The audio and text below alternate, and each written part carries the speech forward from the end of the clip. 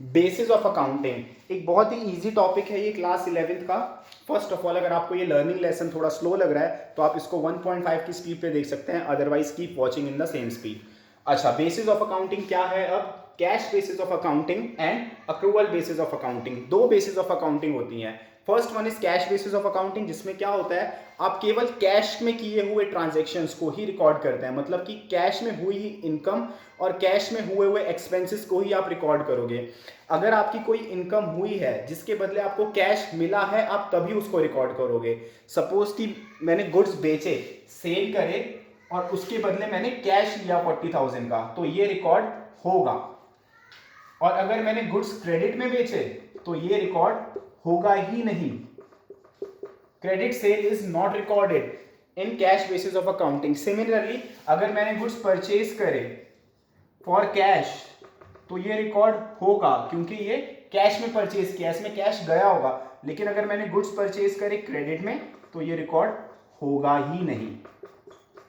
Cash basis of accounting word के अंदर ही उसका मतलब है कि आप केवल कैश के ट्रांजैक्शंस को रिकॉर्ड करोगे। अगर आपको कोई इनकम कैश में हुई है तभी आप उसको कंसीडर करो, और अगर आपको कोई एक्सपेंस, आपने कोई एक्सपेंस करा और उसके बदले आपने कैश दिया है तभी आप उसको कंसीडर करोगे, अदरवाइज आप उनको कंसीडर करते ही नहीं हो। ठीक है, ये हो गई cash basis of accounting. Accrual basis of accounting क्या करती है? कहती है वेदर कैश रिसीव्ड और नॉट रिसीव्ड, अगर आपने इनकम अर्न कर ली है तो वो आप उसको रिकॉर्ड करोगे ही करोगे। मतलब कि अगर आपने गुड्स क्रेडिट में ही क्यों नहीं बेचे, आप उसको रिकॉर्ड करोगे ही करोगे। अगर आपने अपनी कोई लैंड, कोई बिल्डिंग रेंट पे दी है, भले उसका रेंट अभी आपको नहीं मिला है, अगर एक टाइम पीरियड कंप्लीट हो गया, 1 मंथ कंप्लीट हो गया और रेंट आपको 2-3 दिन में मिलना है, आप उसको रिकॉर्ड करोगे ही करोगे अक्रूड रेंट के नाम से, जैसा हमने जर्नल वाले चैप्टर में पढ़ा था। सिमिलरली एक एक्सपेंस है, अगर आपने उसको पे किया तब तो आप उसको रिकॉर्ड करोगे ही करोगे। अगर आपने उस एक्सपेंस को नहीं पे किया है पर आपने काम करा लिया है, खर्चा कर लिया है, तो भी आप उसको रिकॉर्ड करोगे ही करोगे, जिसको हम आउटस्टैंडिंग एक्सपेंसेस बोलते हैं। तो अक्रूवल बेसिस ऑफ अकाउंटिंग एक कंप्लीट अकाउंटिंग होती है जिसमें आप आउटस्टैंडिंग एंड अक्रूड एस्पेक्ट्स को भी कंसीडर करते हो। और कैश बेसिस ऑफ अकाउंटिंग मैं बोलूंगा एक इनकम्प्लीट टाइप ऑफ अकाउंटिंग होती है जिसमें हम सिर्फ कैश के ट्रांजेक्शन्स को ही कंसीडर करते हैं। एक न्यूमेरिकल उठाते हैं, इससे आपको ज्यादा बेटर तरीके से समझ में आएगा। सबसे पहले मैं आपको प्रॉफिट का फॉर्मूला बता दूं कि प्रॉफिट क्या होता है। आपको ऑलरेडी पता है, profit is equals to income minus expenses. ठीक है, अब यहां पे मैंने एक एग्जांपल लिखी हुई है जिसमें है एक्सपेंसेस पेड 1,60,000। आप इसको अपनी कॉपी में नोट डाउन भी कर सकते हो और बोर्ड से भी देख सकते हो। Expenses paid 1,60,000, expenses paid in advance, जो हमने एडवांस में पे करे वो है 40,000, expenses not yet paid is 20,000। ठीक है, income received 2,40,000, income received in advance 30,000 और इनकम नॉट रिसीव्ड इज 24,000। ठीक है, अब हमको प्रॉफिट निकालना है अंडर कैश बेसिस। जैसा मैंने आपको बताया, कैश बेसिस में हम केवल जो अमाउंट पे करी है और रिसीव करी है उसी को कंसीडर करते हैं। तो यहां पे अगर आप देखो, एक्सपेंस पे करा है हमने 1,60,000 और इनकम रिसीव हुई है 2,40,000। जो आउटस्टैंडिंग और प्रीपेड है उनको कंसीडर ही नहीं करते हैं कैश बेसिस ऑफ अकाउंटिंग में। तो इस सिचुएशन में हमारा कैश बेसिस ऑफ अकाउंटिंग में प्रॉफिट कितना हो गया? Profit is equals to income which is 2,40,000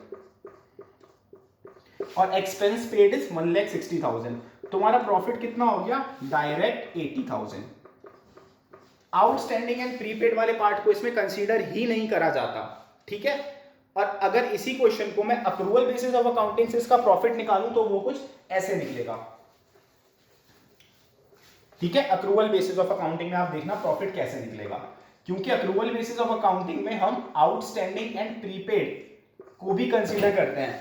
अब अक्रूवल बेसिस ऑफ अकाउंटिंग में देखें, अगर हमने टोटल खर्चा किया है 1,60,000 का, जिसमें से 40,000 जो है वो हमने एडवांस में, मतलब नेक्स्ट ईयर के लिए खर्चा किया है। इस साल का तो एक्सपेंस है ही नहीं, और अक्रूवल बेसिस ऑफ अकाउंटिंग में हम केवल इसी साल के खर्चे को कंसीडर करते हैं। प्रीपेड एक्सपेंसेस को हम कंसीडर करते ही नहीं है। ठीक है, तो हम क्या लिखेंगे यहाँ पे? पहले हम निकालेंगे एक्सपेंस कितना किया हमने टोटल। ठीक है, टोटल एक्सपेंस किया हमने 1,60,000 का, जिसमें से 40,000 हमने एडवांस में करा है, तो वो इस साल का खर्चा ही नहीं है। ठीक है, इसको हम माइनस करेंगे, ये प्रीपेड एक्सपेंस है, इस साल का खर्चा नहीं है, तो हम क्यों कंसीडर करें इस साल के प्रॉफिट के कैलकुलेशन में उसको। ठीक है, और इस साल का जो खर्चा हमने कर लिया पर पे नहीं किया, एक्सपेंसेस नॉट येट पेड, काम तो करा लिया ना बट पैसे नहीं दिए, कोई बात नहीं, बाद में दे देंगे पैसे, एक्सपेंस तो इसी ईयर का है ना, तो इसको हम ऐड कर देंगे। अभी हम क्या निकाल रहे हैं, टोटल एक्सपेंस निकाल रहे हैं कि हमें इस साल टोटल एक्सपेंस कितना हुआ। एक्सपेंसेस पेड टोटल एक्सपेंसेस नहीं होते, एक्सपेंसेस पेड का मतलब क्या है, इतने पैसे हमने दिए हैं, क्या पता है इसमें से हमने कुछ पैसे ज्यादा दे दिए हो, अगले साल के दे दिए हो, और क्या पता हमने इस साल का कुछ खर्चा पे ही ना करा हो। जैसे कि यहाँ पे 40,000 एडवांस में है तो इसको हमने हटा दिया, ये तो इस साल का खर्चा ही नहीं है, और इस साल का खर्चा जो अभी तक हमने पे नहीं किया, expense not yet paid is 20,000, उसको हमने इसी में ही ऐड कर दिया, तो टोटल कितना आ गया, ये 1,40,000। ये क्या है मेरा एक्सपेंस, जो मेरा इस साल का एक्सपेंस होगा, एक्सपेंस फॉर द ईयर बोल दीजिए आप इसको, ठीक है। सिमिलरली हम इनकम फॉर द ईयर निकालेंगे, ठीक है, यहाँ पे बोर्ड में जगह कम है तो ये मेरे को इरेज करना पड़ेगा। इनकम फॉर द ईयर हम निकालेंगे सेम चीज करके, बिल्कुल इनकम फॉर द ईयर। अब इनकम रिसीव कितनी हुई है, 2,40,000, इसमें से इनकम रिसीव्ड इन एडवांस कितनी है, 30,000, ठीक है। अगले साल की इनकम हम क्यों कंसीडर करें उसको, इसलिए हम हटा रहे हैं। और इनकम नॉट रिसीव, इस साल की इनकम जो अभी तक हमें रिसीव नहीं है वो है 24,000, ठीक, 24,000 को हम ऐड कर देंगे, क्योंकि इनकम तो इसी साल की है ना, भले बाद में भी मिलेगी, काम तो हमने इसी साल करा है ना, तो इसको अगर हम निकाल देंगे तो ये आ जाएगा आपका 2,36,000, ठीक है।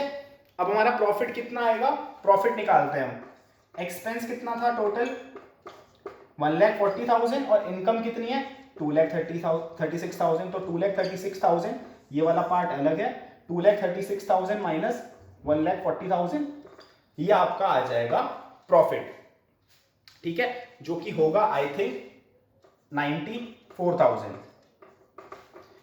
तो ये हैं दो basis of accounting, cash basis of accounting and accrual basis of accounting.